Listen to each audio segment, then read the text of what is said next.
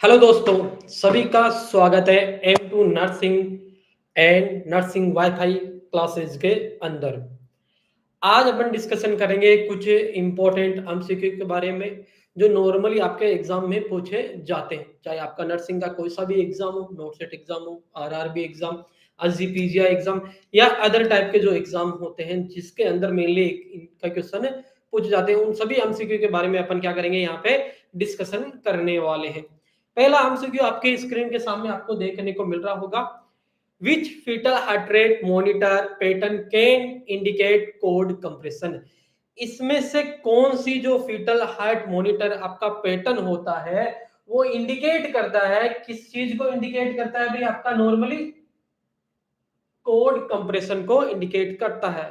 Early deceleration, bradycardia, variable deceleration हो गया या लेट आपकी कंडीशन हो गया, किस चीज को क्या करेगा ये डिनोट करने का काम करेगा? क्या है भाई क्वेश्चन में? देखो अपन को बताना जो फीटल हार्ट मॉनिटर पैटर्न जिसके अंदर क्या बताया गया है कि कोड कंप्रेशन, इस चीज को इंडिकेट करने वाली चीज क्या है, कौन सी कंडीशन होने वाली है। देखो इसको याद रखने के लिए एक सिंपल चीज अपन को याद रखनी है, व्हील चॉप अपन को याद रखनी है। व्हील चॉप अपन को क्या है, इसको याद रखना है, बस इतना सा चीज याद रखनी है। ये ट्रिक के थ्रू अपन क्या कर सकते हैं, जो भी आपका डीएक्सेलरेशन कंडीशन होती है, एक्सेलरेशन कंडीशन होती है, उसको याद रख सकते हैं कि कौन कौन सी कंडीशन के अंदर किस टाइप का डीएक्सेलरेशन होगा या एक्सेलरेशन आपको कंडीशन देखने को मिलेगी। तो आपका नॉर्मली वी से आपका क्या हो जाएगा, वेरिएबल क्या हो जाएगा, वी से हो जाएगा वेरिएबल डीएक्सेलरेशन हो जाएगा। सी से मीनिंग हो गया कोड कंप्रेशन, इसका मीनिंग क्या हो गया आपका, कोड कंप्रेशन हो गया। इसका मीनिंग क्या हो जाएगा भाई आपका, कोड कंप्रेशन हो जाएगा। आगे अगर अपन बात करेंगे E4 हो जाएगा अर्ली, E4 क्या हो जाएगा, अर्ली हो जाएगा। फिर H4 हो जाएगा आपका हेड कंप्रेशन, H4 क्या हो जाएगा, हेड कंप्रेशन हो जाएगा। वहीं पे एक और एक्सेलरेशन कंडीशन हो जाएगी, एक्सेलरेशन जो नॉर्मल कंडीशन होती है वो हो जाएगी। इसका मीनिंग क्या हो गया भाई, ओके। ये क्या है, एक तरह से ओके कंडीशन है, कोई दिक्कत की बात नहीं है। और ये L4 क्या हो गया, लेट, L4 क्या हो गया, लेट। इसमें क्या होती है, प्लेसेंटल इनसफिशिएंसी हो जाती है, प्लेसेंटल इनसफिशिएंसी हो जाती है। इसको नॉर्मली अपन और कैसे याद कर सकते हैं, यूपीआई से कैसे याद कर सकते हैं, utero placental insufficiency, utero placental insufficiency हो जाती है लेट कंडीशन के अंदर। किसके अंदर, लेट कंडीशन के अंदर। यानी वेरिएबल डीएक्सेलरेशन के अंदर कोड कंप्रेशन देखने को मिलेगा, अर्ली डीएक्सेलरेशन के अंदर आपको हेड कंप्रेशन देखने को मिलेगा, एक्सेलरेशन कंडीशन यानी ओके कंडीशन है, और लेट के अंदर देखने को मिलेगा प्लेसेंटल इनसफिशिएंसी बोल दो या यूट्रो प्लेसेंटल इनसफिशिएंसी बोल दो। तो ये आपका एक तरह से पैटर्न हो गया, हर एक डिजीज के लिए हो गया। तो इसी से अपन देख लेते हैं, यहाँ पे कोड कंप्रेशन पूछा है, तो कोड कंप्रेशन में देखो भाई राइट आंसर क्या देखने को मिल रहा है, बी से क्या हो गया आपका, वेरिएबल डीएक्सेलरेशन कंडीशन आपकी हो गई। तो ये आपका ऑप्शन जो सी है वो क्या रहेगा, यहाँ पे एकदम करेक्ट रहने वाला है। तो ये था आज का अपना फर्स्ट क्वेश्चन। सेकंड क्वेश्चन पे अपन चलते हैं, सेकंड क्वेश्चन के बारे में अपन डिस्कशन कर लेते हैं, आगे चलते हैं भाई। सेकंड क्वेश्चन आपका, अब इस क्वेश्चन को अच्छे से देखना है, ठीक है ना। ये जितने भी क्वेश्चन बता रहा हूं सारे के सारे इंपॉर्टेंट है और थोड़े से ट्रिकी टाइप के क्वेश्चन है, ये भी याद रखना। तो क्वेश्चन आपको दे रखा है, epidemiological triangle includes, epidemiological triangles के अंदर क्या क्या चीजें आती है, agent host environment, host environment time, agent host environment time या none of the above. Option 4 आपके सामने, आंसर करके जल्दी से बताना है कि क्या राइट आंसर रहने वाला है। इनमें से क्या चीजें आपकी किसके अंदर इंक्लूडेड रहेगी, एपिडेमियोलॉजिकल ट्रायंगल के अंदर। क्वेश्चन को समझना है किसके अंदर भाई, एपिडेमियोलॉजिकल ट्रायंगल के अंदर इंक्लूड रहेगी। अब ये 4 ऑप्शन है, इसमें से आपको करेक्ट आंसर बताना है कि ऑप्शन ए करेक्ट है, ऑप्शन बी है, ऑप्शन सी है या ऑप्शन डी करेक्ट है। तो जल्दी से आंसर करके बताइए, तो अपन इसके बारे में डिस्कशन भी कर लेते हैं। जब तक आप आंसर कर रहे हो तब तक अपन क्या कर लेते हैं, थोड़ा सा डिस्कशन कर लेते हैं। यहाँ क्वेश्चन में क्या पूछा है ये समझना है अपन को। यहाँ क्वेश्चन में पूछा है भाई आपका ट्राइंगल के बारे में। किसके बारे में पूछा है भाई, आपका ट्राइंगल के बारे में पूछा है। किसके बारे में, ट्राइंगल के बारे में। देखो नॉर्मल एक जो ज्यादातर क्वेश्चन देखने को मिलता है एग्जाम में वो होता है आपका एपिडेमियोलॉजिकल ट्राइड। क्या क्वेश्चन आता है भाई, एपिडेमियोलॉजिकल ट्राइड क्वेश्चन आता है। ये नॉर्मली ज्यादातर एग्जाम में क्वेश्चन पूछा जाता है, लेकिन यहाँ पे पूछा है भाई आपका ट्राइंगल। एपिडेमियोलॉजिकल जो आपका ट्राइड होता है उसके अंदर तीन चीजें आती है। ये जो आपका एपिडेमियोलॉजिकल ट्राइड होता है उसके अंदर तीन चीजें आती है, एजेंट, होस्ट और एनवायरनमेंट। ट्राइड के अंदर क्या आएगा भाई, आपका एजेंट, होस्ट और एनवायरनमेंट आएगा। वहीं अगर अपन बात करेंगे ट्राइंगल के बारे में, तो ट्राइंगल के अंदर जो चीजें आती है वो आती है एजेंट, होस्ट, एनवायरनमेंट और टाइम। क्या आ जाएगा, एजेंट, होस्ट, एनवायरनमेंट और टाइम इंक्लूड हो जाएगा ट्राइंगल के अंदर। और ओनली ट्राइड की बात करेंगे तो एजेंट, होस्ट और इन्वायरमेंट आएगा।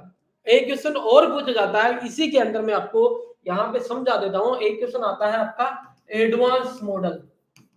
क्या आ गया, अगर इन दोनों के आगे क्या लगा हुआ है, advance model of epidemiological tried, epidemiological tried, तो इसका आंसर अलग हो जाएगा थोड़ा सा। इसका आंसर क्या हो जाएगा, थोड़ा सा अलग हो जाएगा। अलग क्या हो जाएगा वो भी अपन देख लेते हैं। एडवांस जो मॉडल होता है उसके अंदर क्या होता है भाई, आपका नॉर्मली एजेंट की जगह आ जाता है पॉजिटिव फैक्टर, होस्ट की जगह आ जाता है पॉपुलेशन, और जो एनवायरनमेंट के कैरेक्टरिस्टिक्स होते हैं वो यहाँ पे आ जाते हैं। जैसे आपका कल्चरल हो गया, बायोलॉजिकल हो गया, इसके अलावा आपका न्यूट्रिशनल हो गया, केमिकल हो गया, ये सारे एनवायरनमेंट यहाँ पे इंक्लूड हो जाते हैं। तो इस चीज को याद रखना है, अपने माइंड में फिक्स करके चलना है। अगर आपसे क्वेश्चन पूछा गया है एडवांस मॉडल, क्या क्वेश्चन पूछा गया है, अगर आपसे पूछा गया है advance model of epidemiological tried, तो अपन को पॉजिटिव फैक्टर, पॉपुलेशन और आपका जो एनवायरमेंट इंटर वाले फैक्टर होते हैं, न्यूट्रिशन, बायोलॉजिकल, कल्चरल और केमिकल, वो करके आना है एग्जाम में। अगर आपसे इतना सा पूछा है कि एपिडेमियोलॉजिकल ट्राइड के अंदर क्या इंक्लूड होता है, तो अपन को एजेंट, होस्ट, एनवायरनमेंट नहीं, हाँ एजेंट, होस्ट और एनवायरनमेंट करके आना। ट्राइड पूछा है तो ये आएगा। अगर आपसे पूछा गया है एपिडेमियोलॉजिकल ट्राइंगल, तो ट्राइंगल के अंदर जो चीजें आती है वो आती है आपका agent, host, environment and time. ये चार चीजें ट्राइंगल के अंदर इंक्लूड होती है। तो इसका करेक्ट आंसर हो जाएगा ऑप्शन सी। क्या हो जाएगा इसका करेक्ट आंसर, ऑप्शन सी हो जाएगा।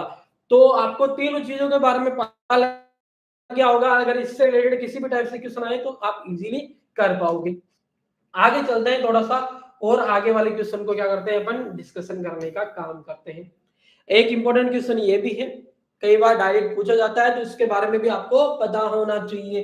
क्वेश्चन क्या दे रखा है भाई आपका, हाउ मच आपका जो होता है, how much fluid requirement in the newborn baby. जो न्यूबॉर्न बेबी है उसके अंदर कितना फ्लूइड रिक्वायरमेंट होता है, 70 से 80 ml पर केजी पर डे। वे आप वेट के अनुसार आता है। 80 से 100 ml पर केजी पर डे के हिसाब से होता है। 100 से 125 ml पर केजी पर डे के हिसाब से होता है, या 50 से 75 ml पर केजी पर डे के हिसाब से होता है। कितना फ्लूइड नॉर्मली रिक्वायरमेंट होता है न्यूबॉर्न बेबी को।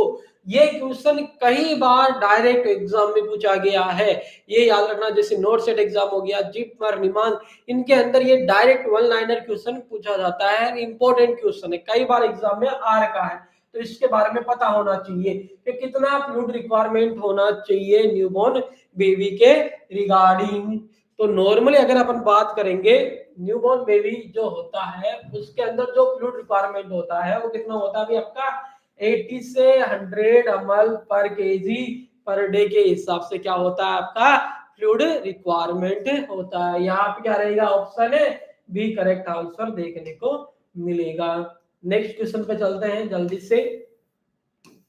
अगला क्वेश्चन देखो, थोड़ा सा ट्रिकी टाइप का क्वेश्चन है, मैंने बोला था कुछ क्वेश्चन इस टाइप के भी देखने को मिलेंगे। अगला क्वेश्चन है, if any girls using OCP but recently 3 days missed the OCP inactive pill, what should next step।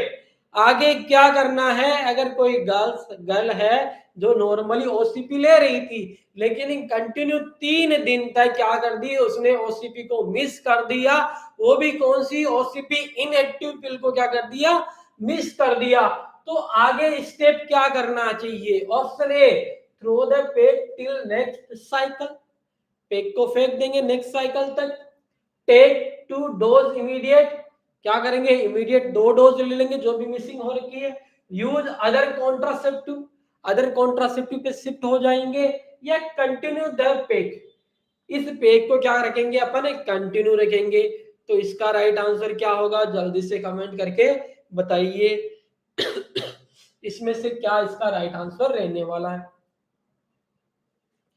OCP जो होता है, ओरल कॉन्ट्रासेप्टिव पिल्स होता है, वो मिस कर दिया कितने दिनों के लिए, 3 डेज के लिए, ठीक है ना। लेकिन यहाँ पे इस चीज को समझना है, इसमें क्या पूछा गया है कि ओसीपी इनएक्टिव पिल, क्या क्वेश्चन पूछा गया भाई, ओसीपी इनएक्टिव पिल क्या हुई है आपकी, मिस हुई है, तो इसके रिगार्डिंग आपको आंसर करना है। नॉर्मल जो सिनारियो होता है वो होता है, देखो आपका ओसीपी ओरल कॉन्ट्रासेप्टिव पिल, इसके अंदर जो टोटल पिल होती है वो होती है 28, जिसके अंदर जो 21 पिल होती है वो होती है आपकी हार्मोनल, और जो आपकी नॉर्मली आपका 7 पिल हो रहेगी वो क्या रहेगी भी, आपकी आयरन पिल, यानी 21 पिल आपकी हार्मोनल रहेगी और 7 पिल क्या रहेगी भी, आपकी आयरन पिल रहेगी। ये जो हार्मोनल पिल है इसको बोला गया है एक्टिव पिल, इसको क्या बोला गया है, एक्टिव पिल। और जो ये आयरन वाली पिल है इनको बोला गया है इनएक्टिव पिल, इनको क्या बोला गया है, इनएक्टिव पिल बोला गया। अब इस चीज को समझना है, अगर नॉर्मली आपकी इनएक्टिव वाली पिल मिस हो जाती है, यानी जो 7 पिल है, कितनी भी पिल मिस हो जाए, 1 से लेके 7 पिल आपकी कितने भी मिस हो जाए, लेकिन कौन सी वाली भाई, आपकी इनएक्टिव वाली, तो अपन को समझना है कि जब भी इनएक्टिव वाली पिल मिस हो आयरन, तो इतना कोई भी इफेक्ट नहीं होने वाला, मिस हो गई तो कोई बात नहीं, उस पेज को क्या करना है, अपन को कंटिन्यू बनाए रखना है। लेकिन अगर यहीं पे क्या हो, आपकी एक्टिव पिल मिस हो जाए, यार एक्टिव में अगर मैं बात करूं कि 1 पिल मिस हो, 2 पिल मिस हो, या 3 पिल और मोर पिल मिस हो, तो अपन को अलग अलग चीजों पे फोकस करना है। जैसे अगर एक्टिव या हार्मोनल पिल आपकी मिस हो जाए, किसी ने लेना बंद कर दिया, बाई चांस भूल गई है कोई लेडी किसी काम करते टाइम में, तो अगर एक पिल मिस हो गई तो नेक्स्ट डे क्या कर लेना है भाई, नेक्स्ट डे आपकी 2 पिल लेनी है, क्या करनी है, नेक्स्ट डे याद से 2 पिल लेनी है उस फीमेल को, नई गाइडलाइन के अनुसार बता रहा हूं।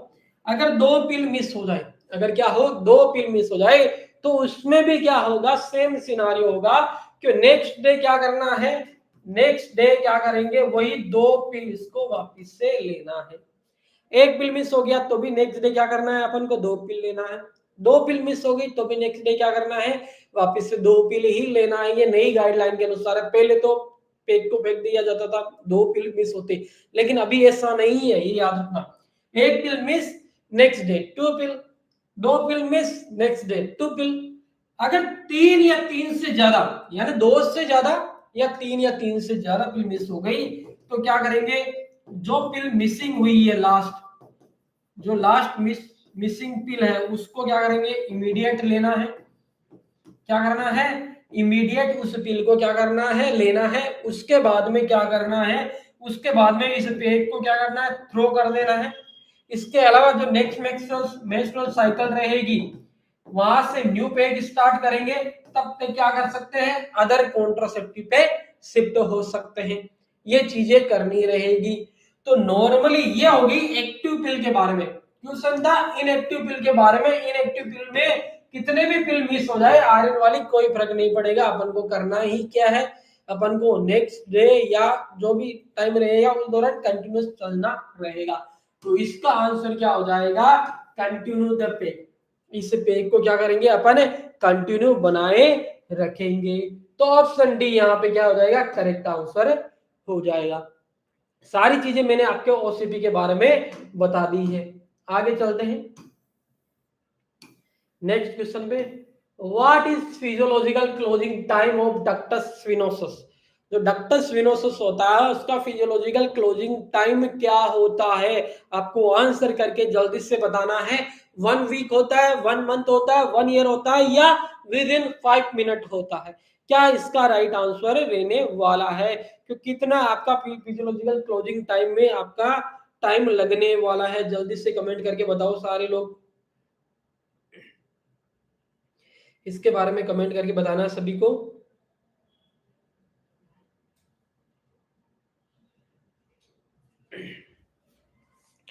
तो अगर इसमें बात करेंगे कि नॉर्मली आपके पास में 4 ऑप्शन है, 1 वीक, 1 मंथ, 1 ईयर, या विद इन 5 मिनट। तो अगर मैं बात करूं नॉर्मली, यहाँ पे क्वेश्चन पूछा गया है फिजियोलॉजिकल क्लोजिंग। क्या पूछा गया है? फिजियोलॉजिकल क्लोजिंग पूछा गया है। वैसे अगर अपन देखेंगे नॉर्मली, आपके पास में 3 बाईपास चैनल होते हैं, डक्टस विनोसस, डक्टस विनोसस, आपका डक्टस आर्टरियोसस, फोरामिना ओवल। ठीक है ना, ये 3 आपके पास में बाईपास चैनल होते हैं। ठीक है ना। अब नॉर्मली इसमें 2 क्वेश्चन पूछे जाते हैं। एक पूछा जाता है फिजियोलॉजिकल क्लोजिंग, एक क्वेश्चन आएगा फिजियोलॉजिकल क्लोजिंग आएगा, दूसरा आएगा आपका एनाटॉमिकल क्लोजिंग। दूसरा क्या आएगा भाई? आपका एनाटॉमिकल क्लोजिंग के बारे में क्वेश्चन पूछा जाएगा। फिजियोलॉजिकल हो गया, दूसरा आपका एनाटॉमिकल क्लोजिंग। किसी भी टाइप का अगर आपका बाईपास चैनल है और उसके बारे में पूछा गया है कि आपका फिजियोलॉजिकल क्लोजिंग, तो याद रखना जितने भी टाइप के आपके बाईपास चैनल होते हैं, चाहे डक्टस विनोसस, आर्टरियोस या ओवल के बारे में बात करें, ये जो तीनों चैनल होते हैं वो विद इन 5 मिनट के अंदर क्या हो जाते हैं? क्लोज हो जाते हैं। क्या होते हैं? विद इन 5 मिनट के अंदर क्लोज हो जाते हैं। अगर किसी भी टाइप के आपके नॉर्मली बाईपास चैनल के बारे में पूछा गया है तो क्या करके आओगे? विद इन 5 मिनट, 5 मिनट के अंदर क्या हो जाएंगे? ये क्लोज हो जाएंगे, फिजियोलॉजिकल क्लोज हो जाएंगे। वही अगर आपसे पूछा गया है कि एनाटॉमिकल क्लोजिंग टाइम बताओ विनोसस, आर्टरियोसस, ओवल के बारे में, तब थोड़ा सा चेंजेस यहाँ पे देखने को मिलेगा, और चेंजेस ये रहेगा इनके अंदर टाइम पीरियड अलग अलग चलेगा। वैसे ये सीक्वेंस वाइज मैंने लिखा रखा है, डक्टस विनोसस, आर्टरियोसस, ओवल। यानी नॉर्मली जो सबसे फर्स्ट वीक होता है उसमें जो क्लोजिंग रहेगी फर्स्ट वीक के अंदर वो डक्टस विनोसस की रहेगी। उसके बाद में 1 मंथ में जो क्लोज होगा वो क्या होगा? डक्टस आर्टियोसस होगा। एनाटॉमिकल क्लोज के बारे में बात हो रही है। और फोरामिना ओवल की बात करेंगे तो आपका 1 ईयर के अंदर क्लोज होगा। तो ये आपके फिजियोलॉजिकल और एनाटॉमिकल क्लोजिंग के बारे में एक क्वेश्चन था। याद रखना, फिजियोलॉजिकल पूछे तो विद इन 5 मिनट, और एनाटॉमिकल पूछे तो विनोसस 1 वीक, आर्टियोसस 1 मंथ, और 1 ईयर के अंदर ओवल नॉर्मली क्या रहेगा? क्लोज होने का काम करेगा। This is anatomical closing time. तो ये आपका क्वेश्चन था, इंपॉर्टेंट क्वेश्चन है। आगे चलते हैं नेक्स्ट के अंदर। अगला क्वेश्चन ये भी इंपॉर्टेंट है भाई, आपका क्वेश्चन कई बार एग्जाम में पूछा गया है। Salter scale use for the check. जो साल्टर स्केल होती है वह किस चीज के लिए यूज की जाती है? क्या चीज इससे अपन क्या करेंगे? चेक करने का काम करेंगे। क्या हाइट चेक करते हैं, या वेट चेक करते हैं, या mid arm, mid upper arm circumference check करेंगे, या इनमें से कुछ भी अपन इससे चेक नहीं करने वाले? तो जल्दी से इसका राइट आंसर सोचना है सभी को। देखिए क्वेश्चन में दे रखा है साल्टर स्केल। देखो 2-3 चीजें आपको मैं बता देता हूँ। एक होती है साल्टर स्केल, एक होती है आपकी साल्टर स्केल, एक होता है आपका इन्फेंटोमीटर, और स्टेडियोमीटर, और एक होता है साकिर टेप। क्या भाई? साकिर टेप आपकी नॉर्मल रहती है। ये 3 के बारे में बहुत बार एग्जाम के अंदर क्वेश्चन पूछा जाता है, तो इसके बारे में पता होना चाहिए हर एक पर्सन के को। देखो जो साल्टर स्केल है, वो साल्टर स्केल किस चीज के लिए यूज की जाती है? वो यूज की जाती है आपके वेट चेक करने के लिए। किसके लिए? वेट चेक करने के लिए। इन्फेंटोमीटर और स्टेडियोमीटर जो यूज किया जाता है वो यूज किया जाता है हाइट और लेंथ के लिए। किसके लिए भाई? आपके हाइट और लेंथ चेक करने के लिए। वही साकिर जो टेप होती है वो यूज की जाती है mid upper arm circumference check करने के लिए। करेंगे इससे मिड अपर आर्म सर्कमफ्रेंस अपन चेक करने का काम करेंगे। तो ये इंपॉर्टेंट है, याद रखना है सभी को इसके बारे में कि साल्टर स्केल किस लिए यूज की जाती है। देखो यहाँ पे साल्टर स्केल वेट के लिए, तो यहाँ पे करेक्ट आंसर ऑप्शन बी हो जाएगा। क्या हो जाएगा? करेक्ट आंसर ऑप्शन बी हो जाएगा। आगे चलते हैं नेक्स्ट क्वेश्चन पे। नेक्स्ट क्वेश्चन के बारे में बात करते हैं।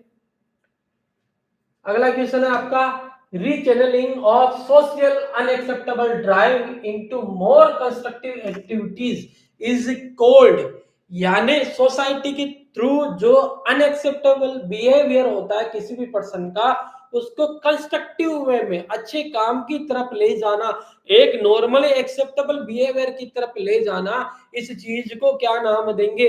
सब्लिमेशन देंगे, प्रोजेक्शन देंगे, डेल्यूजन देंगे या डिस्प्लेसमेंट देंगे। इसको अपन क्या नाम देने वाले हैं? तो इसके बारे में पता होना चाहिए। देखो डिस्प्लेसमेंट, डिस्प्लेसमेंट का मीनिंग हो गया कहीं का गुस्सा कहीं पे निकालना। जैसे नॉर्मली आप हॉस्पिटल गए और इंचार्ज ने कुछ आपको इस प्रकार बोल दिया कि लेट आ रहे हो, काम सही से नहीं कर रहे हो, तो उस टाइम का जो गुस्सा आप घर पे जाके क्या कर रहे हो? अपने फैमिली मेंबर पे निकाल रहे हो, अपने दोस्तों पे निकाल रहे हो। दिस टाइप के बिहेवियर को बोलेंगे अपन डिस्प्लेसमेंट। क्या बोलेंगे? डिस्प्लेसमेंट। डेल्यूजन, डेल्यूजन क्या होता है? नॉर्मली आपका फॉल्स बिलीफ होता है, यानी पहले से सेट कुछ इस प्रकार के बिलीफ, उसको बोलेंगे डेल्यूजन अपन बोलने वाले हैं।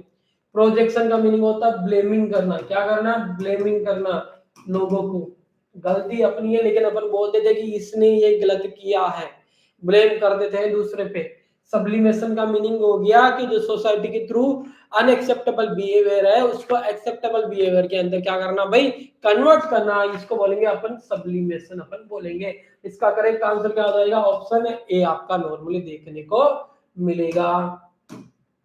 नेक्स्ट क्वेश्चन पे चलते हैं। आगे क्या है? What is the correct sequence for the nurse patient ratio? इसमें से सही कौन सा नर्स पेशेंट रेशियो के अंदर है? आईसीयू के अंदर 1:1 होता है, ओपीडी के अंदर 1:500 होता है, आपका नॉर्मली वार्ड के अंदर 1:6 होता है, या आपका ऑप्शन ए एंड सी? इसमें से करेक्ट आंसर बताना है कि जो नर्स एंड पेशेंट रेशियो होता है वो किस प्रकार आपका रहने वाला है। यहाँ पे क्या रहने वाला है? किस प्रकार रहेगा? अब इसमें से आपको बताना, जिससे अगर अपन बात करें तीनों के बारे में, आईसीयू के अंदर हाँ 1:1, 1 पेशेंट पे क्या रहेगा? आपका 1 स्टाफ रहेगा आईसीयू के अंदर।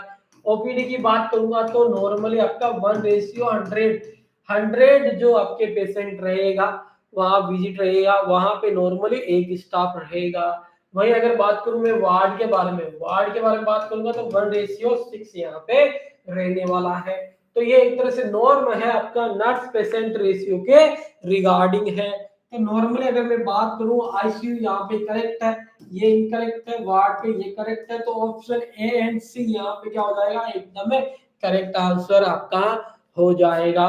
तो ये भी अपन को याद रखना, कई बार छोटे छोटे एग्जाम के अंदर इस टाइप के क्वेश्चन भी पूछ लिए जाते हैं जिसको पढ़ के नहीं जाते हैं अपन। तो ये छोटे छोटे जितने भी क्वेश्चंस होते हैं वन लाइनर, इनके बारे में भी अपन को पता होना चाहिए, क्योंकि कंबाइंड एम्स के अंदर भी क्वेश्चन पूछा गया था, सीएनओ के बारे में पूछा गया था, इसके बारे में नोट सेट में एक बार क्वेश्चन आया था। तो ये अपन को याद रखना है, ये जितने भी क्वेश्चन है वो उनको अपन को याद रखना है। अगला है विच पैरामीटर, ये देखो अच्छा क्वेश्चन है, आजकल जो कम्युनिटी के अंदर क्वेश्चन पूछा जाता है नॉर्मली, नोट सेट एग्जाम हो गया, जिपमर के अंदर कई बार ये क्वेश्चन पूछा गया, नोट सेट के अंदर भी आ रखा है ये क्वेश्चन, यानी बहुत ज्यादा इंपॉर्टेंट है। Which parameter include in HDI index except, question देखना अच्छे से पढ़ना कि कौन सा एचडीआई इंडेक्स के अंदर इंक्लूड है, एक्सेप्ट यानी जो इंक्लूड नहीं है उस इंडेक्स के बारे में अपन को यहाँ पे बताने का काम रहेगा। तो अगर मैं बात करूं कि एजुकेशन होता है, दूसरा आपका life expectancy at 1 year of age ये होता है, इनकम पर कैपिटा होता है, या मीन ईयर स्कूलिंग होती है। इनमें से इसी चीज अपन को ये पैरामीटर बताना है जो एचडीआई इंडेक्स में इंक्लूड नहीं है। तो एचडीआई इंडेक्स का मीनिंग हो गया ह्यूमन डेवलपमेंट इंडेक्स। इसके अंदर होते हैं आपके 3 पैरामीटर, 3 पैरामीटर में सबसे फर्स्ट होता है लाइफ एक्सपेक्टेंसी, इसमें चेक की जाती है, वो भी बताऊंगा कब तक चेक की जाती है। दूसरा इसके अंदर चेक किया जाता है इनकम पर कैपिटा, और थर्ड होता है नॉलेज या स्किलिंग, यहाँ पे चेक की जाती है। अगर मैं यहाँ पे लिखूं HDI इंडेक्स के बारे में, तो HDI ह्यूमन डेवलपमेंट इंडेक्स में एक तो होती है आपकी नॉलेज होती है, दूसरा होता है लाइफ एक्सपेक्टेंसी, लेकिन एट बर्थ पे चेक की जाती है। थर्ड होता है आपका इनकम पर कैपिटा या ग्रोस जो सैलरी होती है वो। नॉलेज के अंदर हो सकता है नॉलेज लिख दो या स्कूलिंग लिख दो या एजुकेशन लिख दो, ठीक है ना। यानी education mean year of schooling या नॉलेज एक ही फिनोमेना के अंदर आता है। लाइफ एक्सपेक्टेंसी जो चेक करेंगे वो बर्थ पे चेक करेंगे। अब यहाँ पे लाइफ एक्सपेक्टेंसी क्या दे रखी है, 1 ईयर ऑफ एज, ये भाई नहीं करते। एजुकेशन स्कूलिंग सेम चीज होगी, इनकम पर कैपिटा चेक किया जाता है। तो नॉर्मली क्या चेक नहीं करेंगे, ये चेक नहीं करेंगे, तो इसका करेक्ट आंसर ऑप्शन है बी आपका हो जाएगा। क्यों, एट बर्थ पे नॉर्मली ये रेट चेक की जाती है। 1 ईयर ऑफ एज में PQLI इंडेक्स चेक की जाती है। फिजिकल क्वालिटी लाइफ इंडेक्स जो होती है उसके अंदर होता है आपका normally life expectancy, 1 year of age, infant mortality rate और आपका लिटरेसी जो सिनारियो है वो आता है इसके अंदर। तो इसका आंसर हो जाएगा ऑप्शन बी। क्या हो जाएगा, ऑप्शन बी हो जाएगा। आगे चलते हैं भाई, अगला क्वेश्चन है भाई, most fatal and rare complication, most fatal और रेयर कॉम्प्लिकेशन ऑफ मीजल्स, इसमें से सबसे ज्यादा फेटल और रेयर कॉम्प्लिकेशन कौन सा है मीजल्स का। ऑप्शन आपके सामने है एसएसपी, ओटाइटिस मीडिया, डायरिया या सेकेंडरी बैक्टीरियल इंफेक्शन।